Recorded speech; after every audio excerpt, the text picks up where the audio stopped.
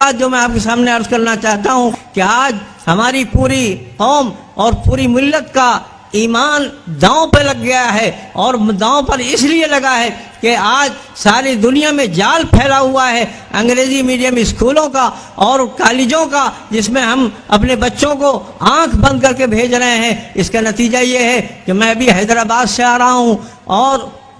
وہاں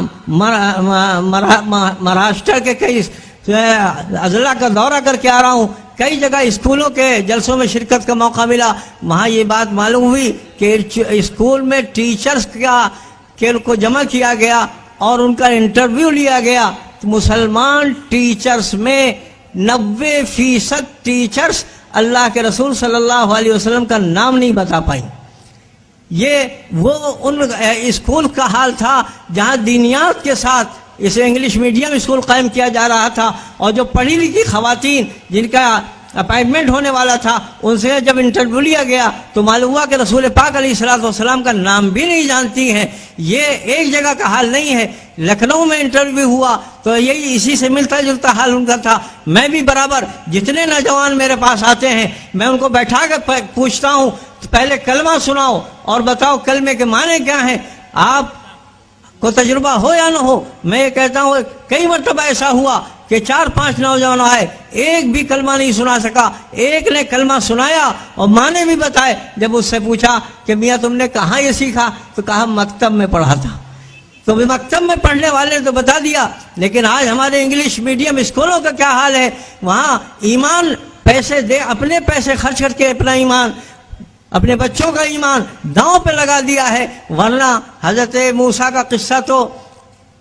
قرآن مجید میں ذکر کیا گیا ہے، جب حضرت خضر نے بچے کو مار دیا تھا تو حضرت موسیٰ نے کہا تھا کیوں آپ نے اس کو قتل کر دیا؟ ہنستا کھیلتا بچہ آپ نے اس کو قتل کر دیا؟ تو حضرت خضر نے کہا آپ نہیں جانتے یہ بچہ کافر ہو کر پروان چڑھنے والا تھا، اور اللہ کا منکر، اللہ کا ملحد اس لائق نہیں ہے کہ اس دھرتی پر زندہ رہے۔ تو وہ عقیدے کی اہمیت کو سمجھتے تھے، اور قرآن نے غالباً ذکر بھی اس واقعے کا اس لیے کیا ہے تاکہ ہر شخص کو اپنے بچوں کی فکر ہونی چاہیے، تاکہ بعد میں قیامت میں وہ آپ کا دامن نہ پکڑے کہ تم نے ہمارے ساتھ کیا سلوک کیا ہے۔ اور یہ ہوا اس لیے ہے کہ پوری اس کی تاریخ ہے جو ہمارے علماء اور دانشور حضرات بیان کریں گے کہ یورپ کی جو برکتیں ہم کو حاصل ہوئی ہیں ان میں سے ایک برکت یہ بھی ہے کہ ہمارے کالج میں ہمارے اسکولز بالکل دین سے الگ ہو گئے ہیں، بے بہرا ہو گئے ہیں، بلکہ بے حیائی کے، بے شرمی کے اڈے بن گئے ہیں۔ اور ہمارے یہودیوں کی جو سازشیں ہیں ان میں سے ایک سازش یہ بھی ہے کہ سب کو حرام مال میں مبتلا کر دو، سب کو سود میں مبتلا کر دو، سب کو بے حیائی میں مبتلا کر دو۔ جہاں جس قوم میں یہ دو باتیں آ جاتی ہیں وہ قوم بے ہمت ہو جاتی ہے، بے حوصلہ ہو جاتی ہے، بے غیرت ہو جاتی ہے، بے حمیت ہو جاتی ہے۔ آج وہی بے حمیتی اور بے غیرتی اس درجے میں پہنچ گئی ہے کہ بڑے ٹھنڈے انداز سے وہ کہتے ہیں ارے اب تو ہو گیا میں کیا کروں۔ ہمارے حضرت مولانا قاری صدیق صاحب رحمۃ اللہ علیہ سے ایک صاحب تعویذ لینے آئے اور کہنے لگے مولانا نام پوچھنے لگے، ذرا نام بتائیے۔ تو ان کی بیٹی تھی تو انہوں نے جو نام بتایا اس کے شوہر کا، مولانا چونک گئے اور کہنے لگے تم کو شرم نہیں آتی، ایسے آدمی سے تم نے شادی کر دی؟ تو کہنے لگے حضرت اب کیا کریں، جب ہو ہی گئی ہے تو محبت کے ساتھ رہیں۔ بے غیرتی کہاں تک پہنچ گئی ہے اس کا اندازہ لگایا جا سکتا ہے۔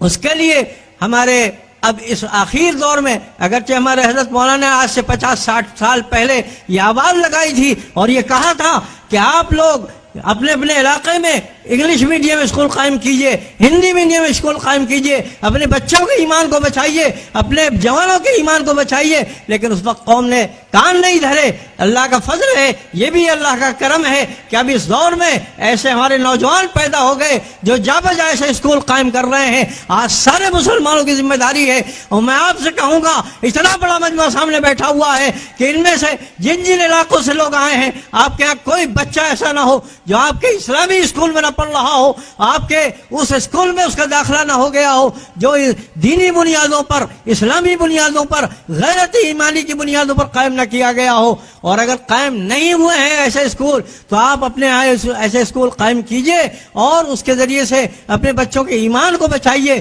ورنہ خدا نخواستہ ایسی لہر آئے گی کہ معلوم ہوگا کہ ہمارے بچے تو بہت بڑی تعداد میں ہیں لیکن وہ ہمارے نہیں ہیں۔ تو میرے بھائیوں اور دوستوں،